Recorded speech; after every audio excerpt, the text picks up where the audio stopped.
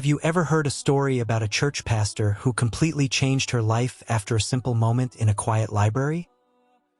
Imagine this: a woman in her early 30s, a respected Christian pastor who had spent most of her life preaching in church, guiding people and talking about faith every single week. From the outside, everything in her life looked stable and meaningful. But deep inside, she carried a quiet feeling she could never really explain. A kind of emptiness that appeared when the church became silent and the day finally ended. One evening, instead of going straight home, she walked into a small library. She thought it would just be another ordinary night. But then she noticed something unexpected: a young Muslim woman sitting alone, calmly reading the translation of the Quran. That small moment turned into a conversation. That conversation slowly turned into a journey. And that journey would change her faith, her identity, and her entire life. Stay with this story, because what happened next was something she never imagined would happen to her. Her name was Maria Thompson. She was 32 years old, a Christian pastor who served a small church in a quiet town that moved slowly like time had no reason to rush. Every morning she woke up before the sun fully rose, made a cup of coffee, and sat by the kitchen window looking at the pale light spreading across the empty street. Most days started the same way: calm, predictable, almost too quiet. Maria had been part of the church for most of her life.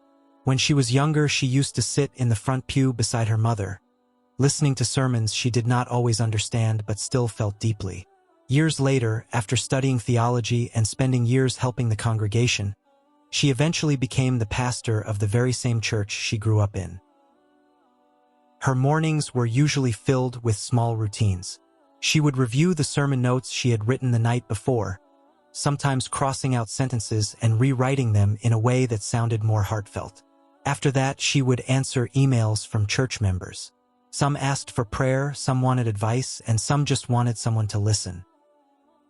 By late morning, she would walk to the church building. It was not a big place, just an old brick structure with white wooden doors and a tall cross standing above the roof. The wood floors inside creaked softly when people walked, something Maria had grown used to over the years. On weekdays, the church was often quiet. Maria spent time arranging chairs for small gatherings, preparing study materials, or sitting alone in one of the pews reading the Bible. Sometimes she would pause while reading, staring at a verse longer than usual as if she was trying to understand something deeper hiding behind the words. Sundays were different. The place would fill with familiar faces: elderly couples, young families, and children who whispered and giggled before the service started. Maria would stand near the front greeting everyone with a warm smile. She knew most of them by name, and many of them had known her since she was a child. When the service began, she would step up to the pulpit. Her voice was calm and steady, the kind of voice people trusted. She talked about faith, kindness, forgiveness, and hope. Sometimes people nodded along. Sometimes they closed their eyes while listening. After the sermon, people often stayed for a while. Some talked about their week. Others asked Maria questions about life, faith, or struggles they were going through. She listened carefully to each person, trying her best to give comfort even when she did not always feel certain about her own answers. In the afternoons, Maria usually visited members of the congregation. She brought groceries to an elderly woman who lived alone, prayed with a man who was recovering from surgery, and sometimes just sat quietly with people who needed company. These moments made her feel like her work truly mattered. But when evening came and the day slowly faded, Maria sometimes felt a strange kind of quiet inside her. Not sadness exactly, just a feeling she could not fully explain. She would sit at her desk at home, Bible open in front of her, wondering about things she had never really questioned before. That evening felt heavier than usual for Maria. She had just finished another Sunday service. The church slowly emptied like it always did, people saying goodbye, some thanking her for the sermon. She smiled, shook hands, and wished them a good evening. Everything looked normal from the outside, but inside she felt strangely quiet. When the last person left, the church felt too silent. The wooden floor creaked under her steps as she walked back to the pulpit, gathering her notes. She looked around the empty room for a moment, staring at the rows of chairs that had just been filled with people an hour ago. For some reason, she did not want to go straight home. The evening air outside was cool, and the sky was slowly turning darker. She walked for a while through the streets without really thinking about where she was going. Her mind kept drifting back to that strange feeling she could not quite explain. Eventually, she found herself standing in front of the town library. It was still open, the warm yellow lights shining softly through the windows. Maria hesitated for a second, then pushed the door open and stepped inside. The library was calm and quiet. A few people sat at different tables reading books or working on laptops. The smell of paper and old books filled the room. Maria walked slowly between the shelves, not really searching for anything specific. She stopped near one of the reading tables. That was when she noticed someone sitting across the room. A young woman, probably in her mid-20s, wearing a simple headscarf. She was reading a book carefully, her fingers slowly following the lines on the page, as if she wanted to understand every word. Maria glanced at the book out of curiosity when she passed by. On the cover, she noticed the words the Quran and beneath it an English translation. That caught her attention more than she expected. She hesitated for a moment but then walked closer to the table. The young woman looked up and gave a small, polite smile. Maria returned the smile and spoke softly so she would not disturb the quiet library. Maria told her she was sorry for interrupting, but she was curious about the book she was reading. She said she had noticed it was the Quran and asked what exactly she was reading from it. The young woman closed the book gently but kept her finger marking the page. She introduced herself as Aisha, 25 years old.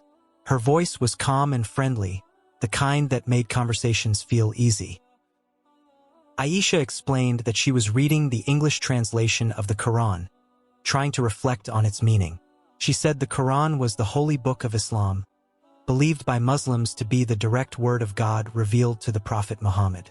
She spoke naturally, not like someone trying to debate or convince, just someone sharing something important to her. Maria listened quietly, a little surprised at how peaceful the explanation sounded.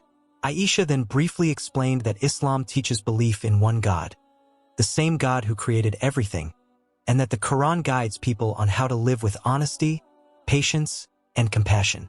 Maria found herself more curious than she expected, and the quiet library suddenly felt like the beginning of something she did not see coming.